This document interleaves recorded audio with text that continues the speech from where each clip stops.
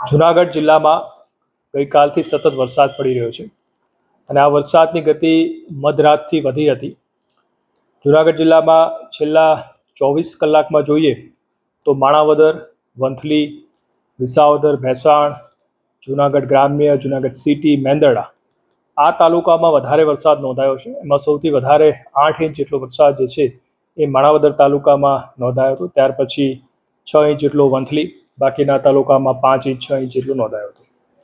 આ વરસાદની આ પરિસ્થિતિના લીધે જિલ્લામાં લગભગ 6 જેટલા જગ્યાએ અત્યારે ઓવરટોપિંગ થવાના લીધે રસ્તાઓ બંધ કરવામાં આવ્યા છે અને એ રસ્તાઓ ઉપરથી અવરજવર ન કરવા માટેના પણ અમે તમામ લોકોને એમાં સૂચના પણ આપેલી છે. જિલ્લામાં 17 જેટલા સિંચાઈના ડેમ છે, એમાંથી 3 જેટલા ડેમ છે એ અત્યારે ઓવરફ્લો છે, જેમાં ઓજત, વિયર, આણંદપુર, વંથલીમાં શાપુર અને ઉબેડ આ ઓવરફ્લો થઈ રહ્યા છે. વરસાદ અત્યારની પરિસ્થિતિમાં અટકી ગયો છે, એટલે જે પાણી ભરાયા હતા એ પણ ધીરે ધીરે ઓસરી રહ્યા છે. આ વખતે અમે ગયા વર્ષે જે પૂરની પરિસ્થિતિ જૂનાગઢમાં નિર્માણ થઈ હતી એના પરથી એક લેસન લર્ન કરીને અમુક પગલાં ભર્યા છે, જેના લીધે જે ભારે વરસાદમાં લોકોને ઓછામાં ઓછી તકલીફ પડે એ પ્રકારનું આયોજન હાથ ધર્યું હતું. જેમાં પહેલાં તો અમે જે ગિરનાર ઉપર અમારા જે રેઇન ગેજની સિસ્ટમ મૂકવામાં આવી છે. ગયા વર્ષે એ પરિસ્થિતિ હતી કે પહાડ પર કેટલો વરસાદ પડ્યો છે જાણી શકાતું ન હતું અને આ પાણી પહાડ પરથી નીચે ઉતરી અને સિટીમાં થઈને વહેતું હતું. એના લીધે એ પરિસ્થિતિ પેદા થઈ હતી. તો આ પરિસ્થિતિ નિર્માણ ન થાય એના માટે આ વખતે અમે ગિરનાર ઉપર રેઇન ગેજની સિસ્ટમ ગોઠવી છે, જેના પરથી અમને દર 2 કલાકે ગિરનાર પહાડ પર કેટલો વરસાદ પડી રહ્યો છે એના આંકડા મળે છે અને એ આંકડાને લઈ અને અમે સિટીની અમારી ટીમને એલર્ટ કરીએ છીએ, જેથી કોઈ પરિસ્થિતિ એવી અઘટિત ન બને એની અમે તકેદારી લઈએ છીએ.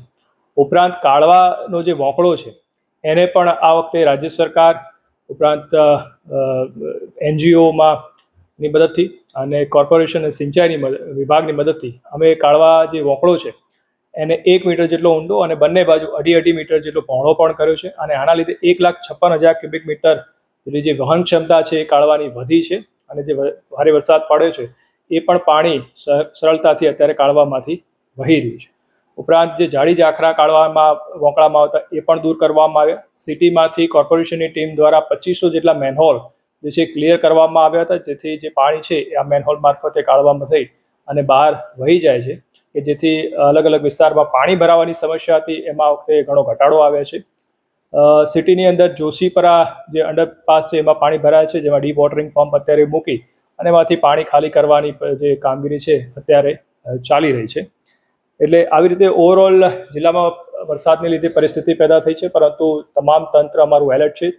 છેક ગ્રામ્ય સ્તર સુધી અમારા તલાટી, સરપંચ તમામ સંપર્કમાં છે. અત્યાર સુધીમાં ભારે વરસાદને લીધે કોઈ એવી મેજર કોઈ ઘટના બની નથી. આમ છતાં પ્રિકોશનના ભાગરૂપે અમે જિલ્લામાં SDRFની જે ટીમ છે એ પણ અત્યારે અમને રાજ્ય સરકાર તરફથી ઉપલબ્ધ કરવામાં આવી છે અને જ્યાં જ્યાં જરૂર પડશે ત્યાં અમે એ ટીમને મોકલી અને બચાવની કાર્યવાહી છે એ હાથ ધરીશું.